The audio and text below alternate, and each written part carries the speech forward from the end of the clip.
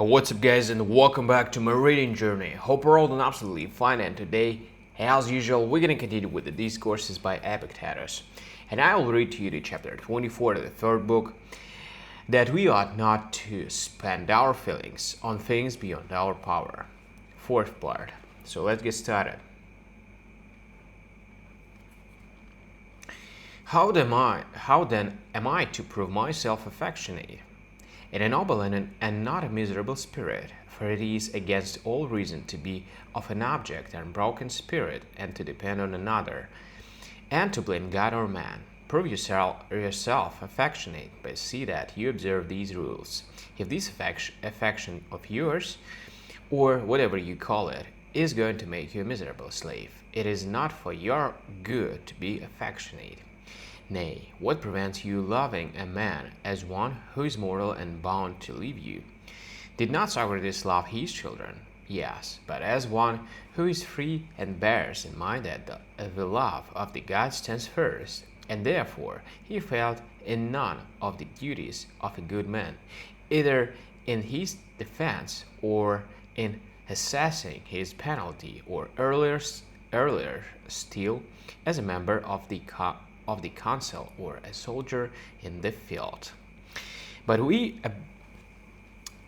abound in every kind of excuse for a mean spirit. With some of us, it is a child; with others, our mother or our brothers.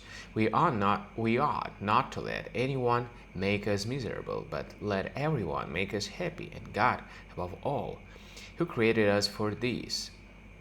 Go to Did Diogenes love no one? He who was so gentle and kind-hearted that he cheerfully took upon him all those troubles and distresses of body for the general good of man. But how did he love?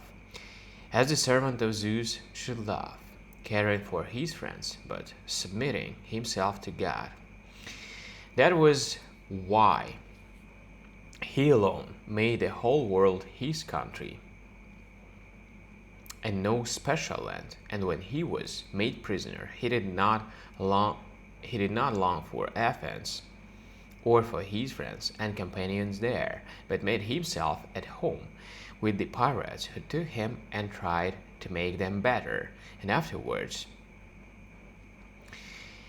when he was sold, he lived in Corinth, just as he lived before in Athens. Yes, and if he had gone away to the Arabians, it would have been just the same. That is how freedom is achieved. That is why he said, "Since Antisthenes freed me, I have ceased to be a slave." How did he free him? Hear what he says. He taught me what is mine and what is not mine. Property is not mine. Kinsfolk, relations, friends, reputation, familiar places, converse with man. None of these is my own. What is yours then? Power to deal with impressions. He showed me that I possess these beyond all hindrance and compulsion. No one can hamper me. No one can compel me to deal with them otherwise than I will. Who then has authority over me any more? Has Philip or Alexander or Perdiccas or the great king?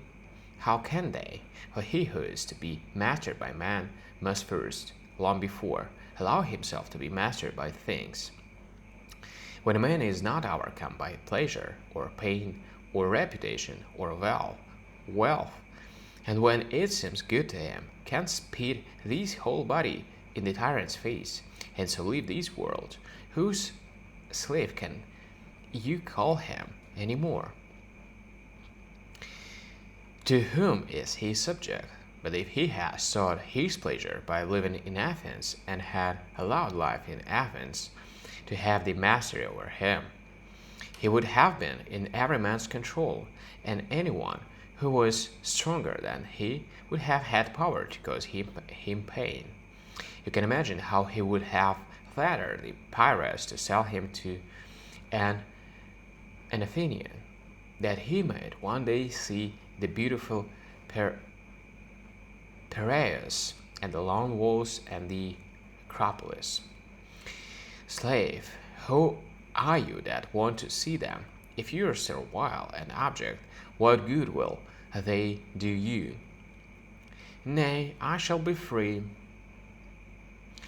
Show me how you are free. Suppose someone, no matter who, takes you away from your familiar course of life. He has laid hands on you and says, "You're my slave, for it is in my power to prevent you from living as you will. It rests with me to relax your servitude or to humiliate you. When I choose, you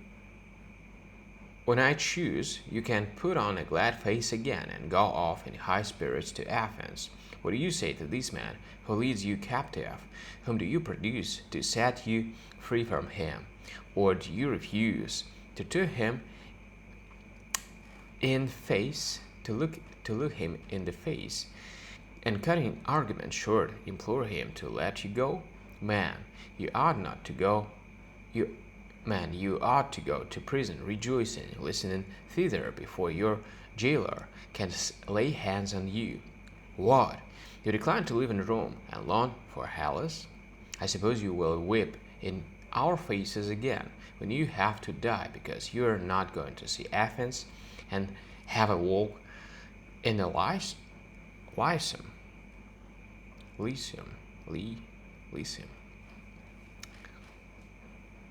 Alright guys, so we've done with the next part, and as usual, but tomorrow we're gonna continue with the fifth part of these long